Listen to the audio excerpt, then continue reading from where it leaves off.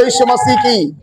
ज्यावेळेस तो यरीहो शहरातून तो प्रभू येशू जात आहे ते त्या आंधळ्याने लांगड्याने ऐकलं. Praise the Lord. भिकाऱ्याने ऐकलं आणि तो भिकारी, तो आंधा व्यक्ती, गरीब व्यक्ती शांत बसला नाही. Praise the Lord. तो जोर जोराने ओरडू लागला, दावीद पुत्र येशू माझ्यावर दया करा. काय आज तुम्ही आणि मी त्या येशूला आवाज देत आहोत काय? समस्या आल्यावर आम्ही डॉक्टरचा धावा करतो, नातेवाईकाचा धावा करतो, वशीला पाहतो, परंतु आम्ही गुडघे टेकत आहोत का? त्या परिस्थितीमध्ये आम्ही गुडघे टेकून प्रार्थना करत आहोत का? या ठिकाणी अंध व्यक्ती आहे, त्यांनी ऐकलंय काहीतरी गर्दी येते. आंधळे जे लोक असतात ना त्याला दिसत नाही पण ऐकायला क्लिअर येतं. Praise the Lord.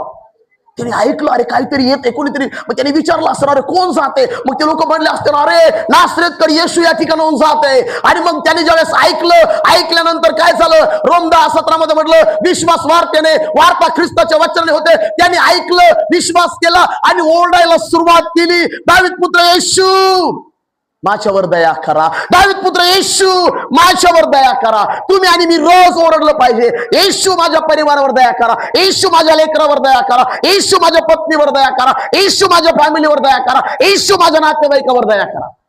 तो जोरात ओरडत नाही. Praise the Lord.